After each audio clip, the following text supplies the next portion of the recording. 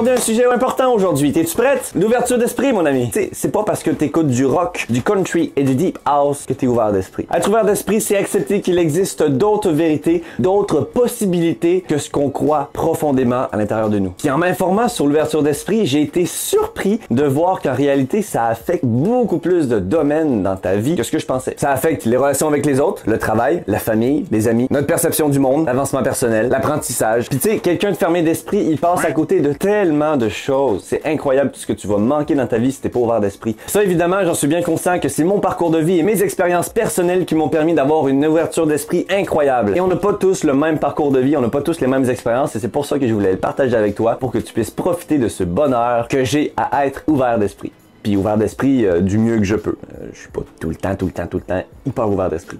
Je reste un humain. Puis tu sais, j'ai passé ma vie à essayer de comprendre et apprendre comment les gens fonctionnaient, comment les gens étaient aimés ou pas, qu'est-ce qui faisait qu'ils étaient bons. Et ben, l'ouverture d'esprit, c'est un gros point. Puis ça, on va en parler dans une autre vidéo, mais l'ouverture d'esprit avec la curiosité, c'est killer, man. Tu vas exploser ta vie, tu vas être le meilleur au monde si tu fais ça. Donc ce que j'ai fait pour m'ouvrir l'esprit, c'est que j'avais déjà compris que j'avais un manque de connaissances extrême, profond. Et puis j'ai remarqué avec mes apprentissages qu'il y avait beaucoup de choses que je pensais être la vérité qui sont révélées ne pas être vraies. Et il y a beaucoup de choses auxquelles je ne croyais pas que j'ai fini par croire. Et ça vient aussi grâce à la phrase « Il y a que les cons qui ne changent pas d'avis ». Donc ça, je me la suis mis très profondément en tête et je l'applique. Évidemment, je ne changeais pas d'avis tout le temps. Hein. Je suis encore un petit peu têtu sur certains points. J'ai du mal aussi à changer de point de vue. Mais de manière générale, c'est là. Donc ce que j'ai fait, c'est qu'aussitôt que quelqu'un contredisait mes croyances, j'ai commencé à m'intéresser à ses propos. Je voulais savoir qu'est-ce qu'il disait, pourquoi est-ce qu'il disait ça, pourquoi est-ce qu'il croyait ça. Et s'il arrivait à m'apporter des arguments qui me semblaient logiques, qui fonctionnaient avec moi, que j'arrivais à accepter, dans ce cas-là, je changeais d'avis. Mais s'il me faisait juste me dire ah, les fantômes, ça existe pas parce que ça n'a jamais existé. C'est comme... c'est pas un argument. L'enfant, l'ouverture d'esprit, c'est juste être réceptif à ce qui nous est apporté, aux connaissances qui nous sont apportées. Et ensuite, on fait le tri dans ce qui nous semble pertinent ou qu'est-ce qui va être utile pour nous. Parce qu'il faut savoir aussi que l'ouverture d'esprit, c'est être capable de comprendre qu'il y a des connaissances qu'on ne va pas croire ou qu'on va pas arriver à comprendre, mais le fait d'y croire, ça va nous aider. Par exemple, la spiritualité, le fait de croire que la vie est là pour nous aider, que la vie nous envoie des défis, que c'est tout est pour une raison, ben ça, le fait d'y croire, on peut pas savoir si c'est vrai ou faux, on peut pas. C'est vraiment une question de croyance. C'est tu décides d'être ouvert d'esprit à l'idée que, et le fait de prendre cette ouverture d'esprit-là et le fait de prendre cette croyance-là dans ta vie, ça fait que tu vas avoir une vie beaucoup plus simple, beaucoup plus fun, beaucoup plus motivante. Pourquoi est-ce que je disais que ça pouvait t'aider dans les relations? Parce que, tu vas voir que quelqu'un va avoir plus tendance à s'ouvrir et à s'exprimer à quelqu'un qui est ouvert d'esprit et qui ne juge pas et qui n'apporte pas forcément son point de vue tout le temps pour combattre l'autre. Ça va te rapprocher des gens, ça va te créer des nouvelles connexions, ça va te faire être plus proche. Puis les gens vont avoir confiance en toi. Parce que tu seras moins porté à juger, mais plutôt à comprendre les autres. Le problème, c'est qu'il y a personne qui cherche à comprendre la raison de l'action. Pourquoi est-ce que la personne a fait ça? Qu'est-ce qui l'a poussé à faire telle ou telle action ou à dire telle ou telle chose. Et ça, c'est ce que j'appelle l'intelligence de surface. Je vais même écrire un livre là-dessus. The Non-Deepen Cleverness. Splendide.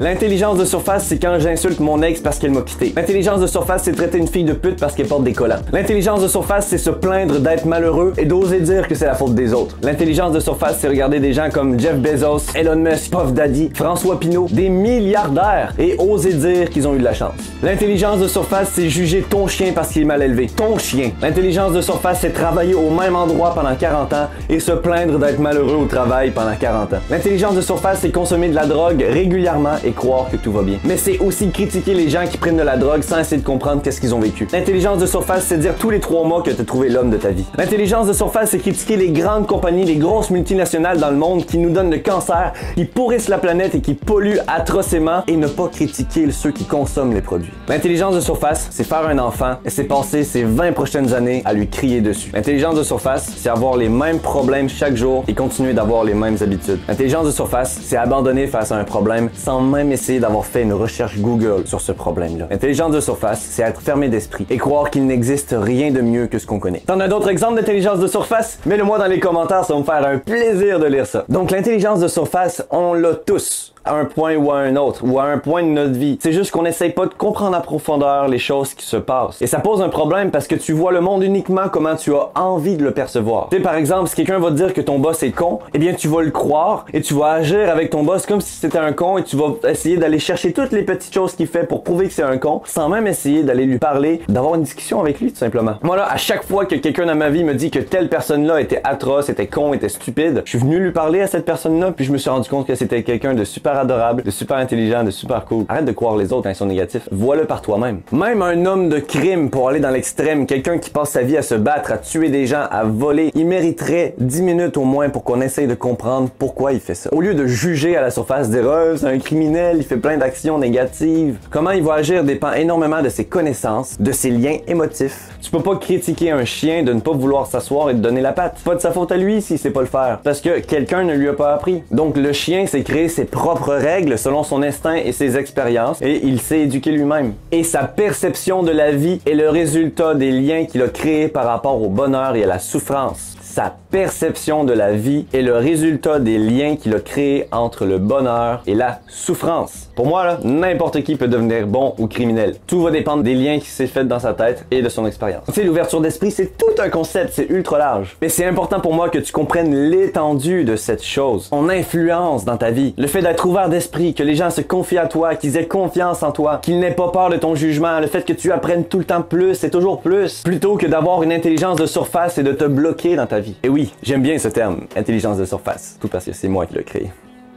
Donc j'espère vraiment que ça t'aura inspiré et que tu vas t'ouvrir au monde, t'ouvrir à tout ce qui est possible et que tu vas pouvoir montrer que tu es quelqu'un d'intelligent qui juge par connaissance et non par méprise ou non-compréhension. Tout le monde là dans la vie juge parce qu'ils comprennent pas les choses. Toi, t'es plus intelligent que ça. Va juger parce que tu comprends les choses. Pareil pour les platistes. La Terre est plate.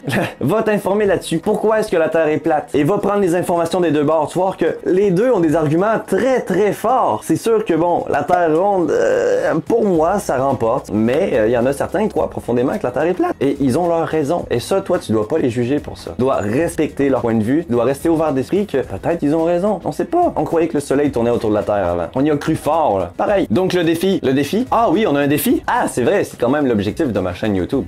Un défi sur l'ouverture d'esprit. Ouh, c'est pas évident, ça. Ah, oui, je sais, attends. On va y aller dans le général, ok? Un défi pas trop compliqué. Et pour que ce défi-là fonctionne, il va falloir que tu te donnes les bons outils pour que ça marche. Ça veut dire de noter sur ton téléphone, mettre un petit rappel tous les jours à 8h le matin, à midi, peu importe, pour te rappeler juste d'y penser, ok? Juste d'y penser, d'être ouvert d'esprit. Mais attends, je vais t'expliquer c'est quoi le défi. Donc cette semaine, le défi, ça va être d'arrêter d'avoir une intelligence de surface. T'es prêt? Ça va être de développer une intelligence en profondeur. Imagine que ton ami te parle de sa copine hyper chiante, qu'elle arrête pas de lui faire chier, que c'est une manipulatrice, que c'est une pauvre conne. Va pas dans son sens. Pose-lui les questions. Pourquoi est-ce qu'elle est chiante? Qu'est-ce qu'elle fait pour être chiante? Comment est-ce qu'elle réagit? Puis de son point de vue, est-ce que tu penses qu'elle dirait la même chose? Pourquoi est-ce qu'elle a toujours besoin d'attention? Pourquoi est-ce qu'elle a besoin d'amour? Est-ce que tu lui donnes de l'amour? Est-ce que ce serait pas plutôt ton attitude qui la rendrait folle? Peut-être qu'elle est juste pas au courant que pour recevoir de l'amour, il faut en donner, que ça fonctionne pas en volant. Tu sais, parce que quand tu t'énerves contre quelqu'un, quand tu deviens, tu pètes une coche, tu voles l'amour de l'autre pour te sentir mieux. Tu voles l'énergie de l'autre. C'est pas comme ça que ça marche. Faut te donner son amour, faut te donner son énergie. C'est comme ça que tu le reçois.